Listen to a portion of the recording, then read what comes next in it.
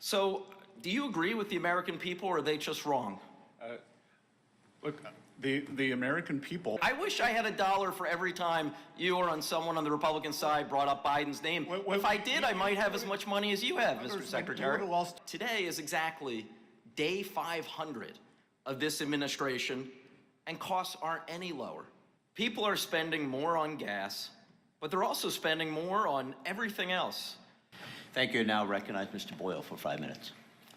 Thank you. Mr. Secretary, a few days ago, the White House Director of National Economic Council, Kevin Hassett, said, and I quote, "People are spending more on gas, but they're also spending more on everything else. Not just groceries, but restaurants and so on."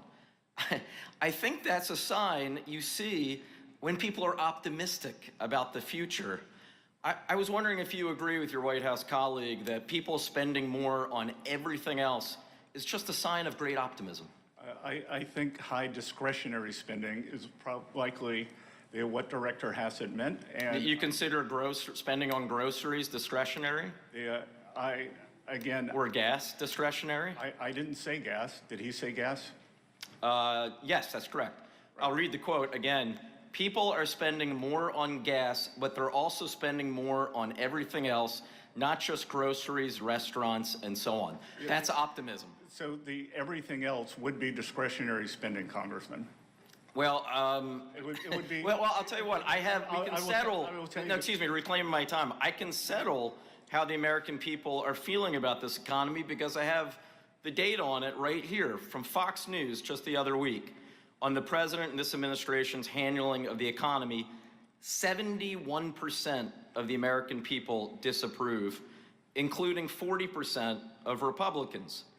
On the president's handling of inflation, 72% disapprove.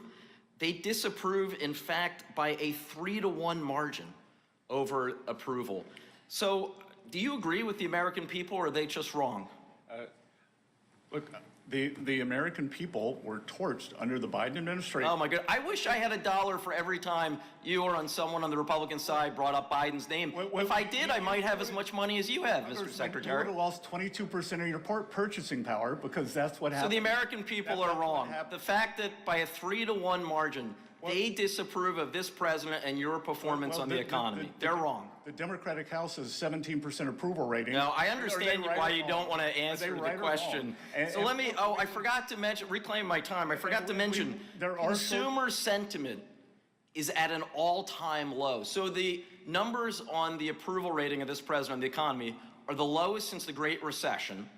But in terms of consumer sentiment, which actually does measure whether or not people are optimistic about their future, the lowest in the history of a poll that dates back to 1952. Well, let's look at the underlying data. 2/3 of those are Democrats. The Democrats... Now, two-thirds of those polls, so Fox News, The Economist, all the polls are wrong. You're citing the University of Michigan, and there have been other surveys as well, but the Michigan survey. Who listen to this kind of twaddle, they vote in the single digits, teens, whatever, Republicans, they vote much higher, and that's how you get... I don't even know what you're saying, Mr. Secretary. No, I don't think you know what you're saying. I know what I'm citing the facts. Those are the facts that you have a problem with, Mr. Secretary.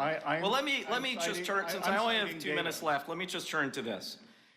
I think it's unquestioned fact that in the 2024 election, President Trump, in my home state, the Commonwealth of Pennsylvania, and throughout the country, especially those 7 big battleground states, he promised the American people, and I quote, "I will lower costs on day one." Well, Mr. Secretary, as it turns out, today is exactly day 500 of this administration, and costs aren't any lower. They are higher than ever before. Inflation is rising. Gas prices are surging. Consumer confidence, again, has collapsed, and healthcare costs are going up thanks to the bill that you helped pass over a year ago. Why won't you just admit that this has been a failed presidency, because the first step to turning this around would be admitting the problem? The 2.6% GDP growth, exceptional job growth in the private. That's the average since President Trump came into office. Real wage increases every month except for April. So if you, once again, inflation is eating away at the pocketbooks of the American people. I can tell you this, in the 30 seconds, reclaiming my time, in the 30 seconds I have left, when I was back home in Northeast Philly a couple days ago and at a gas station, people were paying over $4.50 a gallon.